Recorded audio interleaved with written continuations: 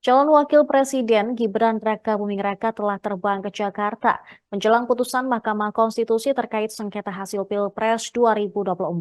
Gibran berharap mendapatkan hasil terbaik dari putusan MK hari ini. Diketahui Gibran telah terbang ke Jakarta dari Solo pada Jumat 19 April untuk bertemu calon Presiden Prabowo Subianto. Belum ada kepastian apakah Prabowo Subianto akan menghadiri sidang putusan Mahkamah Konstitusi mengenai sengketa Pilpres 2024. Kubu Prabowo mengimbau supaya para pendukungnya tidak menggelar aksi unjuk rasa dimanapun saat pembacaan putusan MK.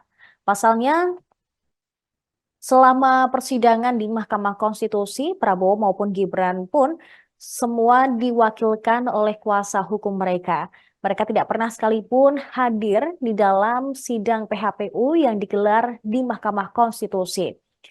Prabowo juga berpesan agar para pendukungnya mempercayakan keputusan kepada hakim-hakim MK. Tim kampanye nasional Prabowo Gibran meyakini gugatan dari kubu 01 dan 03 akan ditolak oleh Majelis Hakim Mahkamah Konstitusi. Pasalnya, Ketua Tim Pembela Prabowo Gibran, Yusril Iza Mahendra, mengklaim tidak ada bukti kuat kubu Prabowo dan Gibran curang dalam Pilpres 2024.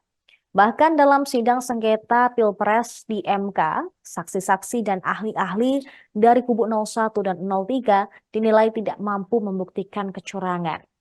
Sementara Sekretaris Tim Kerja Strategis Prabowo Gibran, Idrus Marham, merespons pernyataan pakar yang menilai putusan Mahkamah Konstitusi terkait sengketa Pilpres 2024 tidak mungkin mendiskualifikasi Gibran Rakabuming Raka sebagai cawapres.